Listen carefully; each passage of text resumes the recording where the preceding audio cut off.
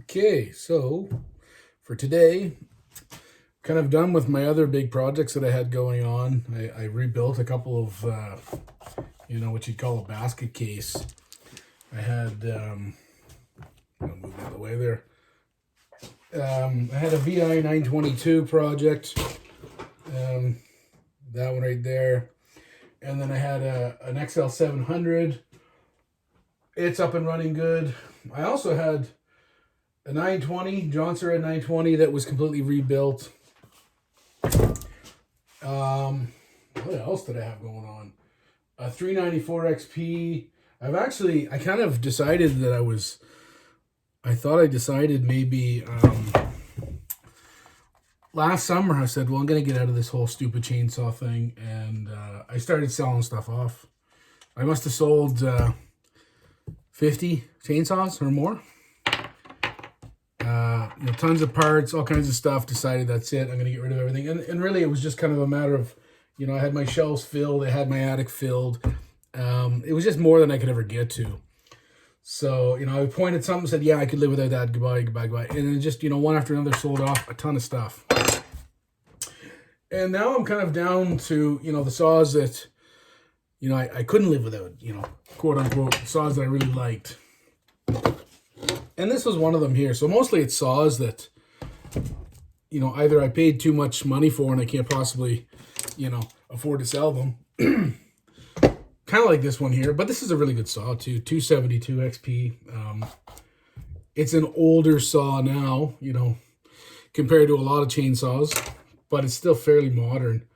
And it works great. Awesome saw. Like, really good saw. Like, really, if there was a saw that I probably would never get rid of, it would be probably this one, because it's so light, and it's got so much power for a little saw.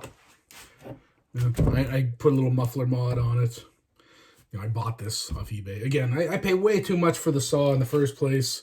It would have been fine as is. Then I started tinkering around with it. But anyway, basically, the nice thing with this saw is it never needed anything. It still doesn't technically need anything, but I've never done anything to it. So we're going to do a tune-up on it. And all I'm going to do is I'm going to change the oil seals on it. And I'm going to change the fuel filter and the fuel line.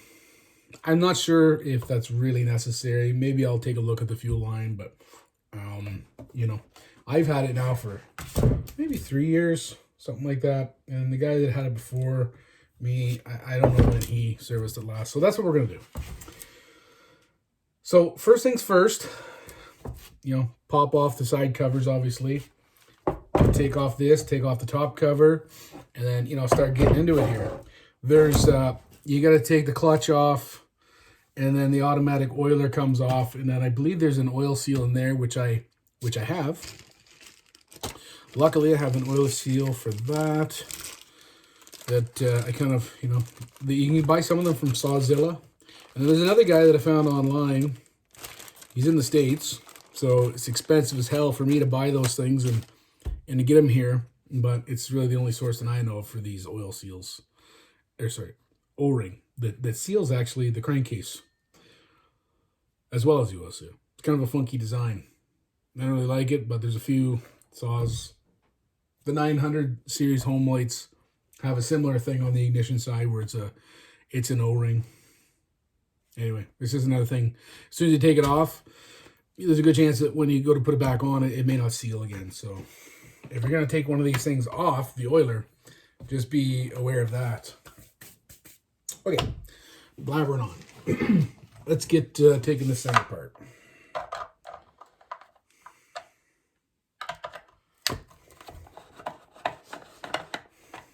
Now, I may do some voiceover edits. I may speed this up so this doesn't end up being like a 4-hour video for really, a couple minutes of importance.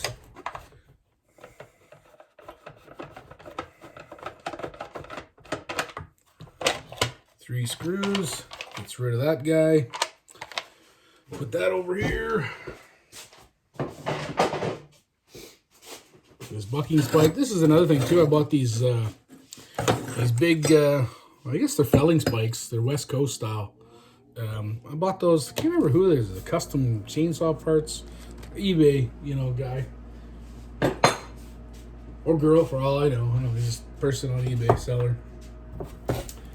I bought a bunch of these. They seem to have either a 3D printer and then they cut them or something like that. I don't know. But it seems to have a lot of these spikes that are hard to come by. They're aftermarket, so they're not, they're not perfect. Actually, did I get those ones from him? I may not have got those from him.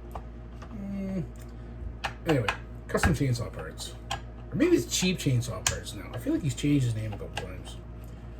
California, maybe? I think that's where you're from. Right, so take the cover off for the starter side. Oh. And that handlebars in an awkward spot. Come on, you. If I was using a Phillips head, it'd be a little bit easier. I'm going with the flat head.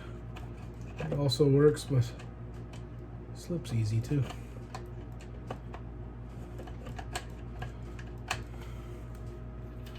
Yeah, so I said I was going to get out of chainsaws, and then I ended up, oh yeah, I forgot that one there. Selling off, see what I'm doing here, just removing the 4 bolts. Selling off a whole whack of stuff. Didn't even look at chainsaws for a few months. And then decided that, you know what, I got all these friggin', I had a bunch of like project saws. And anybody who, is collecting these stupid things and is into these, silly chainsaws as much as I am, I guarantee you know what I'm talking about. You have these project saws, and you probably got some you'll never get to. And I had a bunch of those, and I decided, okay, well, they're useless to me. They're sitting in boxes. I can't sell them the way they are. Because I didn't feel right about it, because I didn't really know exactly what they needed. Some of them were, in really bad shape. So I decided, okay, I'll go through the boxes of projects and I'll get those done, and then maybe sell them off. That was the whole idea, was just to get them, and not just throw them together, but do a really good job on them. Put OEM parts on them when I could, and fix them as if I was going to keep them. So that's what I've done with a bunch of saws, and now I kind of took a step back, and all of a sudden, I said I was going to go down to, what did I say, 10 saws or something, and I got 20 back on the shelf, and, I'm not buying any more, but I've got a few other projects that I've got to do. So I don't know what I'm going to do with those saws. But anyway, here's this one here. What I want to do is do the seals on this one, because I never got to it. It's one of these saws, like, it's funny, of all the saws that I have, the ones I like, I work on the least, and then I'm always, fixing stuff to sell it, or, taking apart saws to sell the parts. It's kind of a funny, hobby, where if you kind of get too much stuff too fast, next thing you know it, you've got too much stuff, and it's not really that much fun anymore, because you're just kind of stressed about getting rid of crap. Come on, you. Oh, it would help if I was going the right way, wouldn't it? I was going the right way. Man, I got that in there. Sounds good. So spark plug out, and that's gonna be so I'm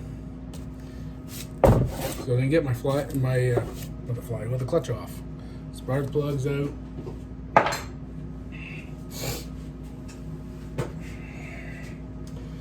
And I guess while I'm here, I'll take this guy off. Air filter cleaner.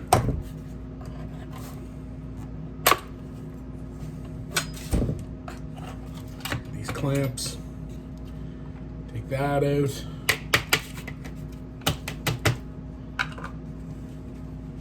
You know what, I think that's actually the same as, I bought another one, it's like a filtered one for my 394.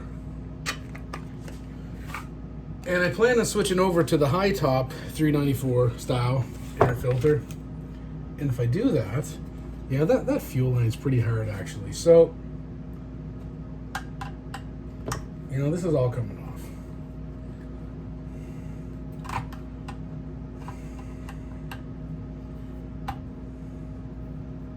You know, this is, like I say, the first time I've actually been into this 272. Like I put the full wrap handle on. I found that on eBay, like everything else I buy. Pay too much for it on eBay. Pay for shipping.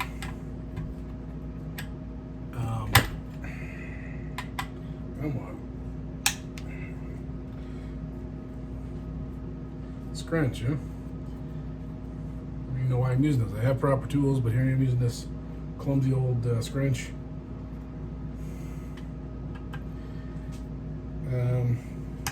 Yeah, so I bought the full wrap. Getting lost in my thought.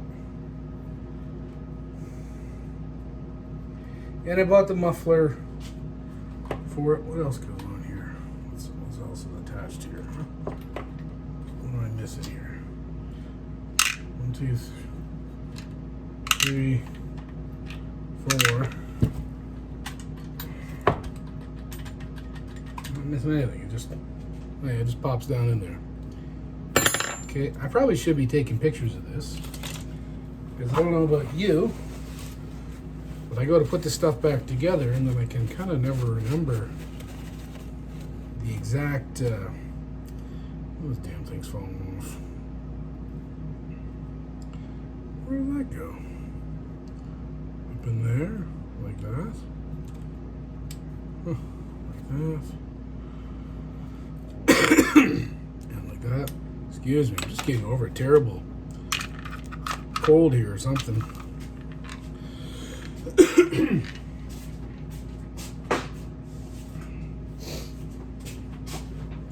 All right, so that gets you, you know, down to the basically your carburetor. So now I don't think I'm gonna bother rebuilding that carburetor because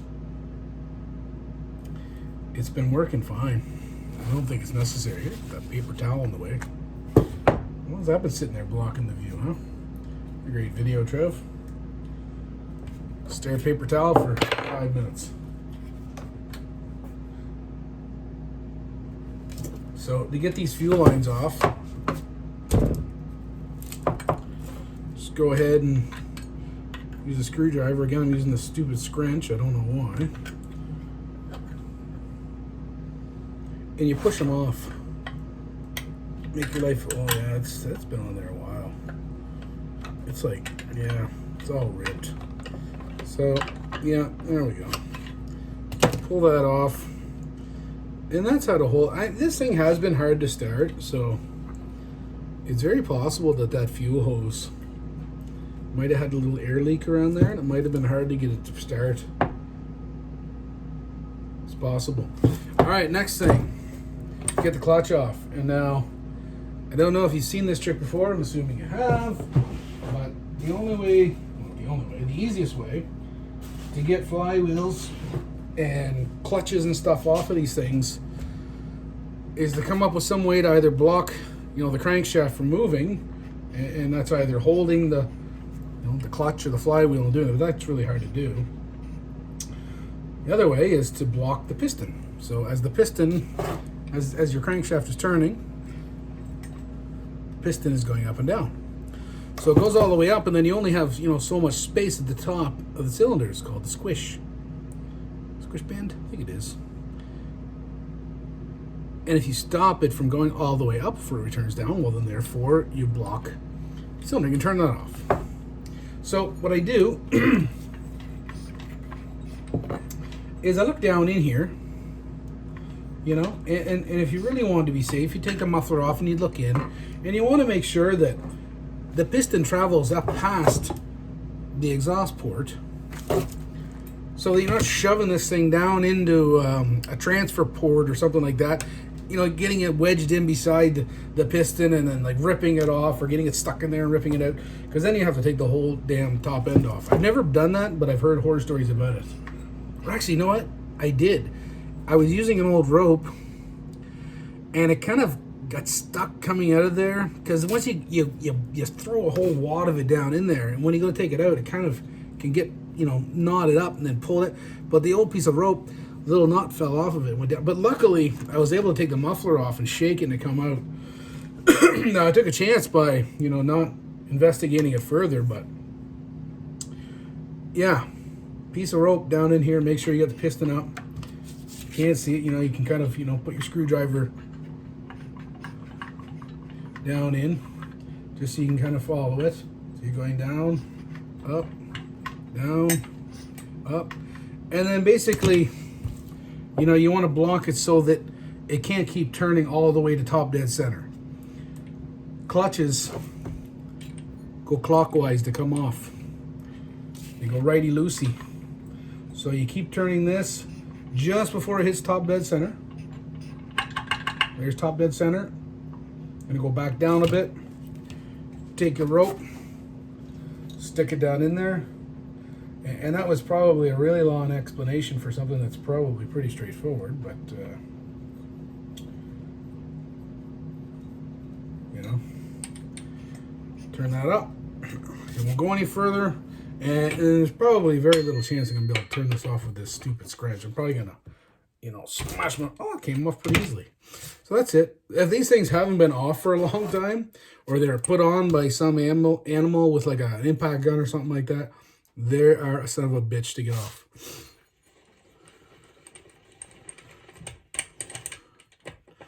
Turn them like that, get them off, and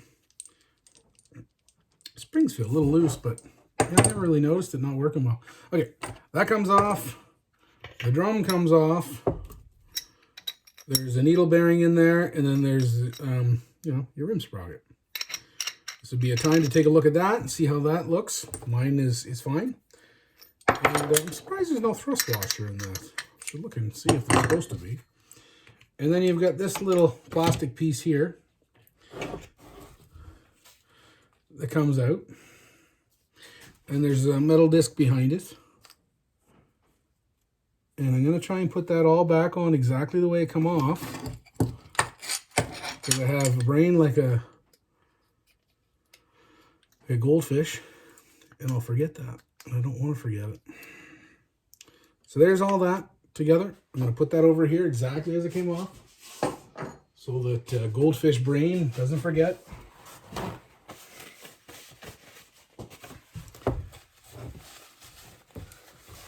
And take that off. Get that out of the way. That'll be the next thing that's in my way.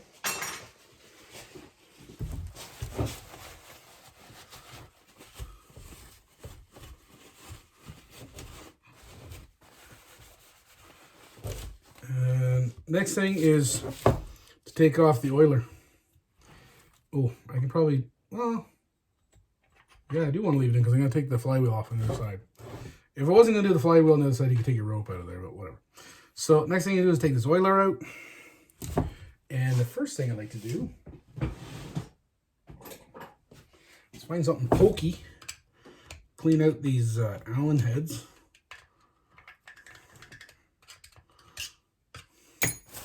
Like so. And I can't remember. Husqvarna is a weird thing where they have metric and imperial, which boggles my mind. But I'm gonna say this is a three. Oh, Jesus Christ, 3 mil. It's a little wobbly. So I'll grab the 1/8, which would be the equivalent, I think. Which one fits better? 1/8 does not fit. 7/64. Oh my God. Way too loose. Okay, so it's 3 mil. 3 millimeter. I found it. 3 millimeter. Get the oiler off.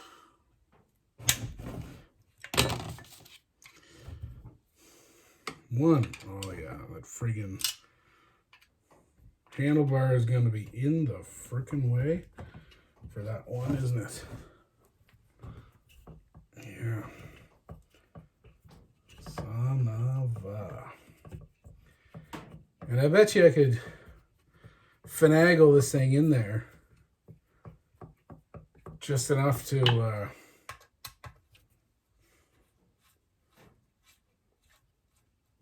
strip the head.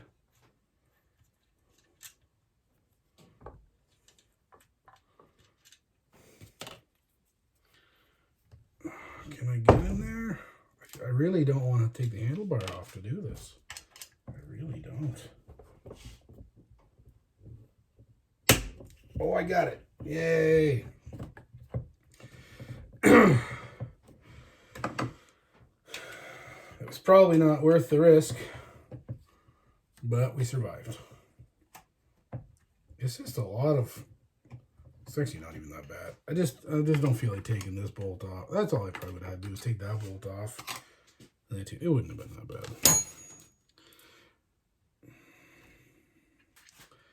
All right, and then we take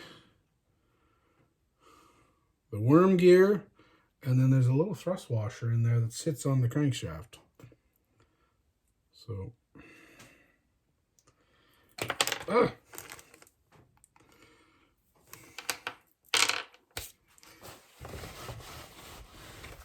and now in here, that's where your oil seal is right in there. So you gotta take this thing out in order to change the oil seal. Because the worm, or not the worm gear, the worm gear is in the way. So you can't actually,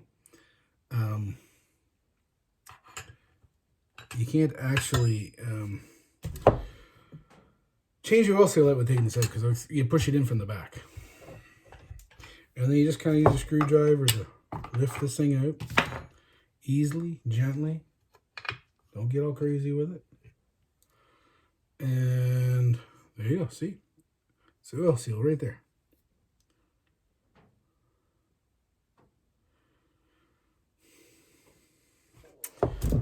And if I have oil in this saw, I'll probably start pouring out of the thing, but it doesn't.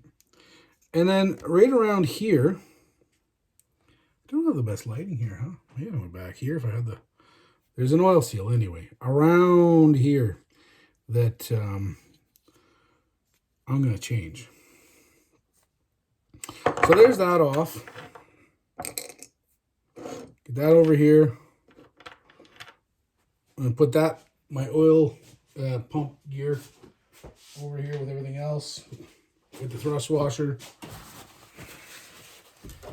And I'm going to blow all this out, clean it all out. Off camera, put my 3mm T-handled wrench over there. Throw my scrunch back in there out of the way.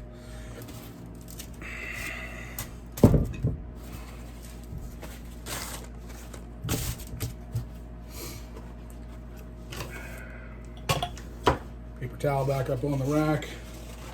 Throw this one out. Back in there. All right. And now the next thing is to get this little... I mean, I don't even really know what this thing is. I guess it's a wind deflector or something, or air deflector. Something like that. Now, can I take that off? Or sometimes these ignition wires can be a real finicky thing that I don't really like to mess with. So I'm just gonna, I'm just gonna do that. I'm just gonna lift that wire out. That looks manageable. And I'm gonna pop that out of there. And can I just, there's probably a little thing that pokes in there with. Now what if I was to do this? What if I was to do this now, huh? Just kind of pop that out of there. Huh? Will that just slide down? No, you're not going to let me do that. Once that kill switch wire off, does that just come off easily? If it just comes off easily, I mean, I'm laughing. If it doesn't come off easily though, I'm going to be not laughing. I'm going to be really upset. It doesn't come off that easily. Why isn't it? Why doesn't it? And it comes off the other way. Why is this being such a prick? You know what else I could just do? Somebody who knows these saws is probably, you know, rolling their eyes at me and screaming right now. Like, what are you doing? You don't have to do none of that. What the hell? It was so easy. You just had to do this. And gives you, good excuse to clean all this crud off of here.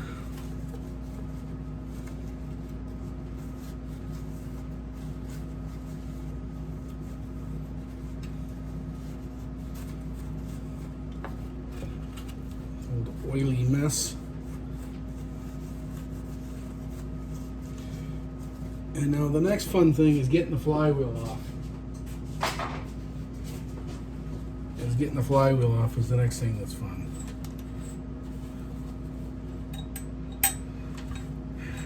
Now I've got pullers,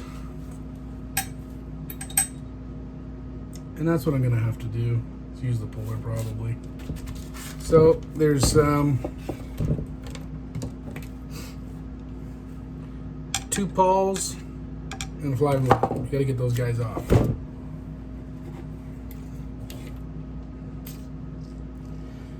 These things can be on there very, very hard. Tight, I should say. And sometimes they just pop right off. It's not a 4.5. You are a 4. Aha! Oh. Get the pawls out because you have to thread my flywheel puller mounts into these holes.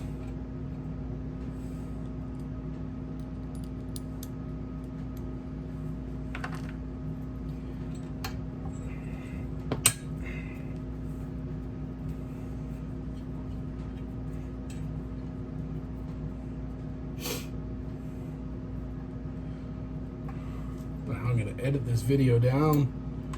Probably I'll delete most of what I'm saying right now, and then be a socket. I'm going to say that is 1/2 inch, 14.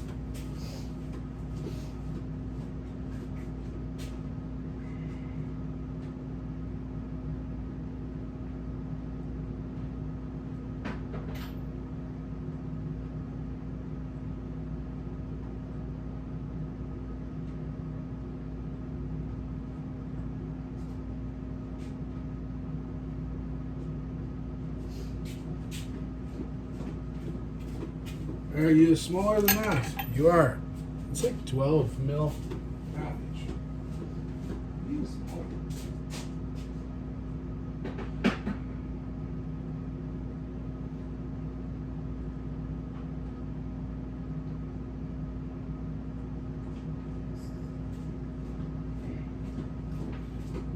That must have been an 18 that I had.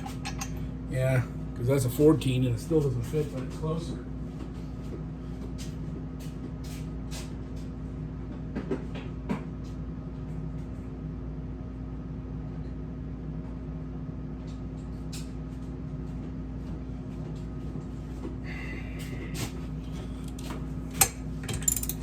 Right, we got the right one. 13 mil, probably 1/2 inch. Would be better. Okay, so on this saw, lefty is loosey to get it off. On some other saws, it's not the case. And I might be wrong on this too, but I'm pretty sure I'm going to figure it out pretty soon. I don't go too crazy on this. Yeah, it's standard thread. But man, oh man. You come across the odd one, like old John Sered, Pioneer. Those ones are not. They get you, and you reef and you pull on them, and then you don't get the damn things off, and you strip the thing, and if you're lucky, you don't damage the threads on the end of the crankshaft, because if you damage them, well, you're into a big project that you don't want to be into. Okay, so for the puller, I put the flywheel nut back on just flush. And then I gotta figure out which size threads that is. I'm lucky it's ones that I have. How does that feel? Doesn't feel right. No, doesn't feel right.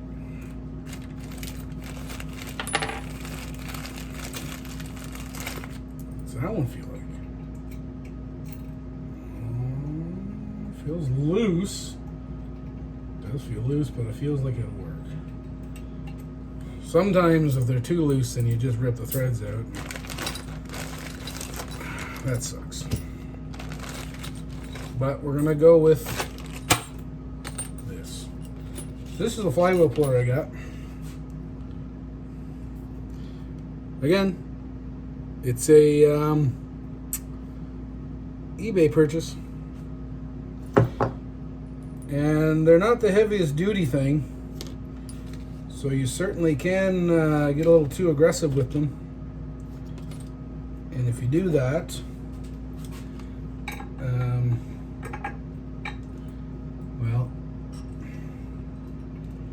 you bend them and you wreck them and they don't work very well. What I'm going to do here is I'm going to give it a little bit of heat treatment because I don't feel like smashing on this thing. So I'm going to cheat here a bit. And I'm going to go, you know, against the rules here. And I'm going to use a bit of heat. Not a lot. And I want to make sure that I'm not going too crazy here and I'm melting anything around it. Just try and go around the flywheel. Not melt any ignition wires.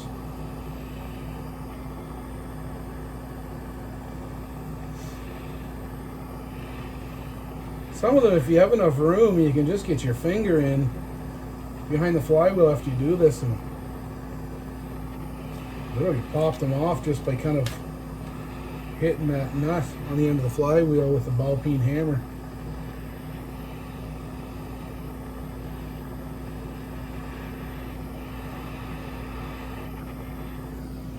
And I just might try that because I hate doing more than I have to.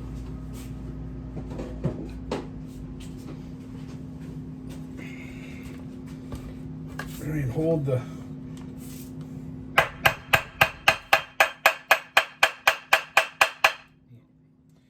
not gonna be that easy. Not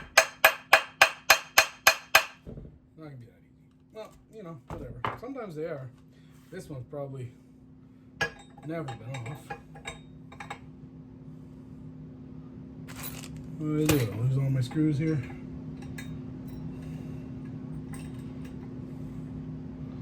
What do I need there now? Phillips head. Phillips head. And because they're a little bit loose, I want to make sure that they're way down in those threads. So they got lots of bite. If you don't get them down in far enough. And now the other thing, do I have that centered? I do. That's fantastic. And now this is the part where I'm hoping that this hasn't dropped down in more as I was turning it. And I'm still in the center. So again, I'm going to just hit it again with a little bit more heat.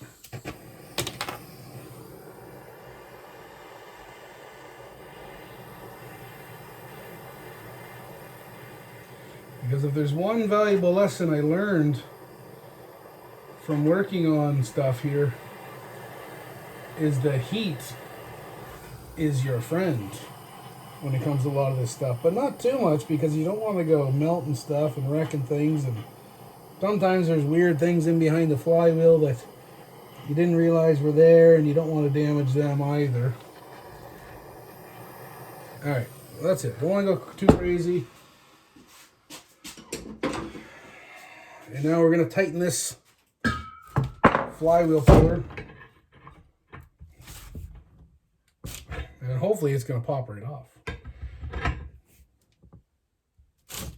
That's getting mighty tight. And I don't like getting too crazy with this because it really shouldn't take that much to get this thing off of here, really. You know? Yeah, see? Bam. Just be patient with it. If it doesn't come off right away, just take a step back, reevaluate the work that you're doing. Let me put that Phillips head back already. Reevaluate exactly what you're getting into or what you've done, because if you're beating and smashing and thrashing on stuff, you're probably gonna wreck stuff. And you know, wait another day or a couple of hours, hitting it with a few more, you know, heat cycles